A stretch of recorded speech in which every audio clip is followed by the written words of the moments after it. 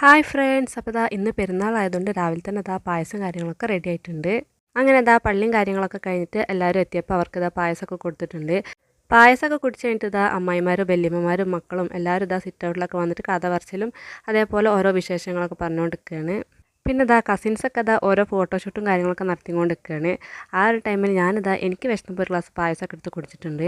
മോനെ പിന്നെ കുളിച്ച് മാറ്റി ഒരുക്കിയിട്ട് കളിക്കാൻ വിട്ടിരിക്കുകയാണ്. അപ്പോൾ ഒരു ബോളായി കഴിഞ്ഞാൽ മതി, പിന്നെ അതുമായിട്ട് കളിച്ചോളൂ കേട്ടോ. പിന്നെ ഓരോരുത്തർ പായസമൊക്കെ കുടിച്ച് പിന്നെ ഫുൾ റെസ്റ്റിലാണ്.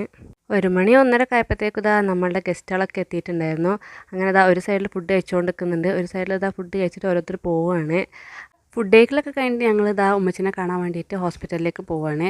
അപ്പോൾ ഉമ്മച്ചി ഇന്ന് രാവിലെ തന്നെ വന്നിട്ട് ഹോസ്പിറ്റലിൽ അഡ്മിറ്റ് ആയിട്ടുണ്ട്, പനി ഇതൊക്കെ ആയിട്ട്. അപ്പോൾ നിങ്ങൾക്ക് എല്ലാവർക്കും ഞങ്ങൾ ഈ ചെറിയ ഈദ് വിശേഷങ്ങൾ ഇഷ്ടപ്പെടുകയാണെന്നുണ്ടെങ്കിൽ ലൈക്ക് ചെയ്യുക, ഷെയർ ചെയ്യുക, കമൻറ്റ് ചെയ്യുക. സബ്സ്ക്രൈബ് ചെയ്യാത്തവരുണ്ടെന്നുണ്ടെങ്കിൽ പ്ലീസ് ഒന്ന് സബ്സ്ക്രൈബ് ആക്കുക.